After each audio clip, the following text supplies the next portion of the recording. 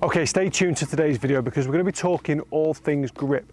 I want you to be able to identify exactly what your grip is based on this video, and hopefully it helps you understand why you hit some of the bad shots that you hit. It can be so much down to swing mechanics, but also the grip. As a golf coach, we bark on so often. First lesson, honestly, is always grip and posture, because they're the two things of our golf swing that we can control without even moving.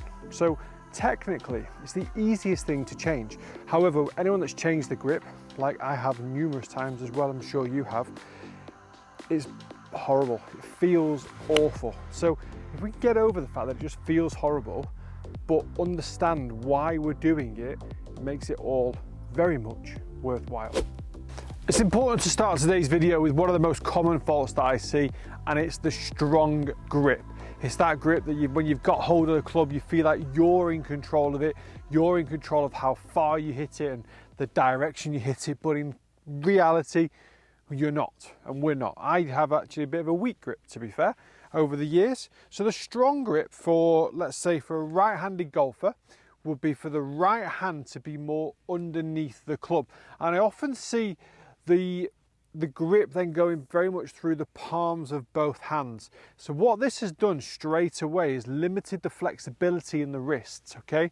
By putting the club in the palm, it's very, very difficult to hinge the club in the correct direction during the golf swing, which therefore has the impact of, makes a huge difference on rotation and height at the top of your backswing.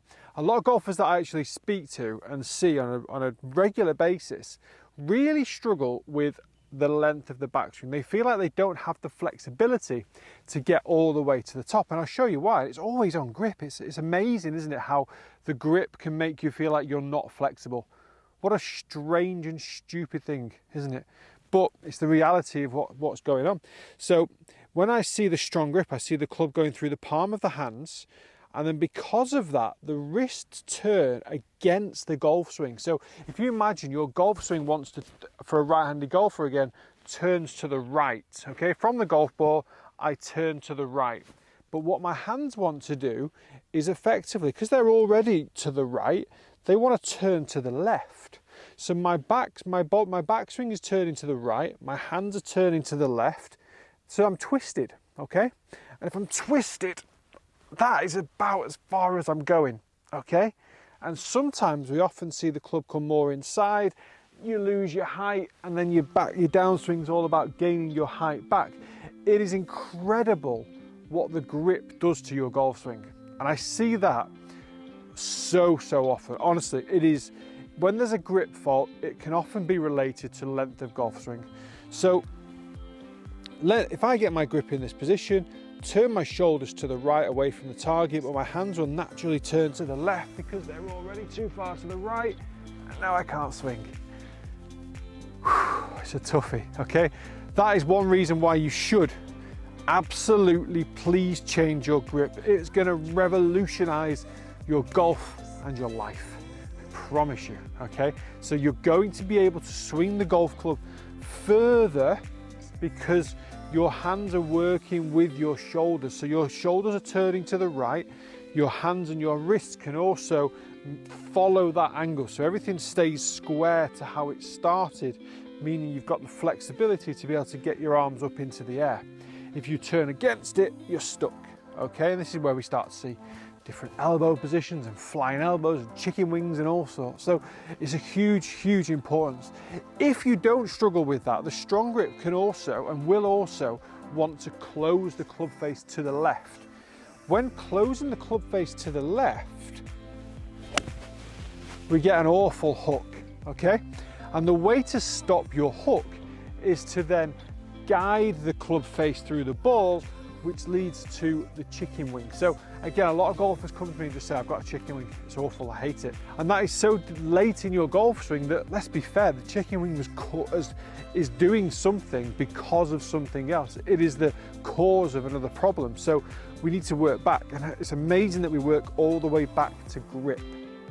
So if you've got a strong grip and you feel like you struggle with a chicken wing, ball going to the left with a hook, low ball flight, inconsistent ball flight in terms of distance because your launch angle can vary quite a lot, limited flexibility in your backswing, please look at your grip. I promise you, change your life. Okay, that's straight away. Strong grip, done. Weak grip, all of that opposite, okay? So if you've got a weak grip, we'll often see the ball float off to the right. It'll be a very weak looking ball flight, whereas the strong grip can be a very strong ball flight. This is a very weak ball flight because you've increased the loft. You've done exactly the opposite. As the hands are further over the club face is more light because your hands are now in this position. As you turn to the right, your hands now want, and your forearms want to catch up to your shoulders. So they're caught up now, but in doing so, my club face is wide open. So now I've got an open club face. I probably will not want to push it back to a neutral because my arms don't want to be in that position. They want to be level with my shoulders, okay? So in doing so, the club face now is wide open. The ball can start right or it can fade off to the right, and it will definitely lose distance. A stronger grip will go further overall than a weak grip because we are encouraging a stronger face angle at impact. The weak grip really does just lose your distance and kind of hinders that direction and gives you that really high ball flight, which, let's be fair, no one really wants. We don't want to lose distance. I often do coach the fact that I'd rather see slightly strong than slightly weak. So if you've got the right hand too much over the club, then you can see too many knuckles on your trail hand, let's say your right hand, then your hand is in a weak position. Also the same with your glove hand. If your glove hand is too far under the club, again, you're limiting the flexibility. You're going to want to open the club face. If your glove hand is too much over the club, you're likely to strengthen the club face on the way through impact. So it has the same positions. We want to get the grip built correctly, and to do so, pop the club down, glove hand. We're going to go from the bottom of the little finger to the middle of the index finger, and I'm going to put, I don't know what this is called, but the chubby part of your palm, just on the inside here, away from your thumb. The chubby part of your palm is going to sit on top, and the thumb is going to go down the edge of the grip. So it's not going to go down the middle, it's going to go just down the edge. So as I look at that, it's going down 1 o'clock. The line between index finger and my thumb is pointing up towards my right shoulder, and I can see 2 knuckles on my glove hand. I'm going to do the exact same with the right hand. The right hand's going to get in the exact same position. So as I come in, it's going to go from the bottom of my little finger to the middle of my index. What I call the lifeline that goes through the palm of the hand, that's going to sit on the outside of my thumb, okay? And that's the way I really teach this a lot to golfers, is just get the little interlock, or you can overlap, or you can baseball, doesn't really matter. I think of the 3, I would always try and eradicate baseball because it stops your hands from being really together, okay? So let's go with overlap for the moment. I'm going to put the lifeline down the outside of my right thumb. I'm just going to sit my left thumb down the left side of the grip. So my thumbs are over the sides of the grip, not down the center. And that's also very, very key for the flexibility of your wrist and how your actual hand is formed. So now I can see 2 knuckles on my right, 2 knuckles on my left, and I am ready to launch it.